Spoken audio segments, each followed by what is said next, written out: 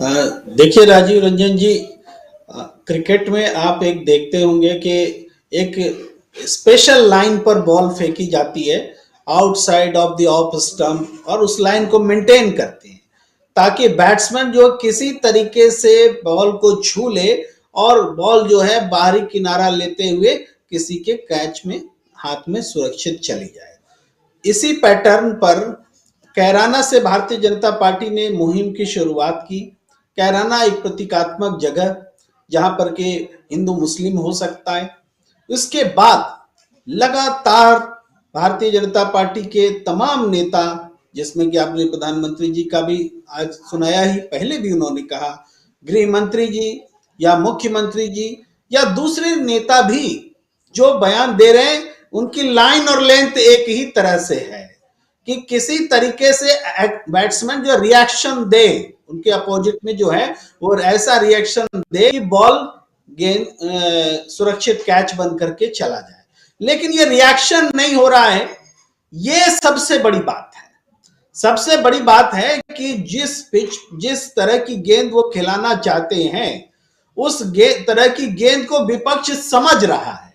इस वजह से उसी हिसाब से उनको मौका नहीं दे रहा है और वो उनका चुनाव का जो समय है लगातार पार होता जा रहा है और उनके दबाव उल्टा उन पर आ रहा है, उल्टा बीजेपी पर आ रहा है कि हम इतने दिनों में कुछ कर नहीं पाए और अब इसलिए ठंडा कर देने की बात, वो गर्मी में भी शिमला बना देने की बात, ये सरेआम धमकी जैसी बात की जा रही है ताकि कुछ तो बोलो, रिएक्शन में कुछ तो करो। ये टेंडेंसी चल रही है भारतीय जनता पार्टी की। ये पश्चिम उत्तर प्रदेश के लिए खास तौर पर यह स्ट्रैटेजी है, जहां की हिंदू और मुसलमान इस बार एकजुट हैं, बने हुए हैं और अब तक कोई ऐसा वाकया नहीं हुआ है, किसी भी तरह की घटना से वो ऐसे उत्प्रेरित नहीं हुए कि गलत हो, दंगा हो, ऐसा नहीं हुआ है। बार बार दंगा जैसी बात होती है।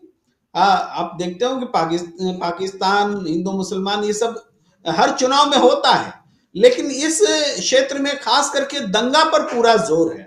याद दिलाया जाता है मुजफ्फरनगर का दंगा, पलायन की भी चर्चा होती है, लेकिन हम जानते हैं कि कैराना में पलायन का मतलब जो कैराना से बाहर के लोग आमतौर पर लेते हैं कि मुसलमानों के दबाव में पलायन हुआ होगा, ऐसा एज्यूम कर लेते हैं। वैसा वो वैसी कहानी वहां से कभी निकली ही नहीं।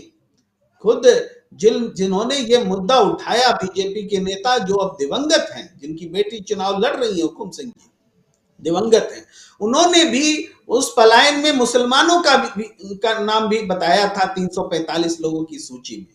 यानी वो पलायन हिंदू मुसलमान के कारण नहीं हुआ था, वो पलायन रोजगार की तलाश में हुआ था। और आज तक जब कभी भी दिखाने की बात होती है तो भारतीय जनता पार्टी 4 से 5, इससे ज्यादा परिवार इकट्ठे नहीं कर पाती जो पलायन के शिकार हुए हों, जो किसी किस्म से ऐसी बात कहें जिससे कि वो हिंदू मुसलमान हो सके।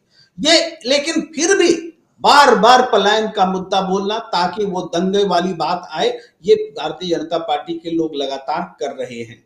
ये उनका प्रयास भी है और अपने प्रयास में उनकी विफलता भी है कि जो उनके शब्दों में कठोरता बन करके विपक्ष के लिए लगातार सामने आ रही है।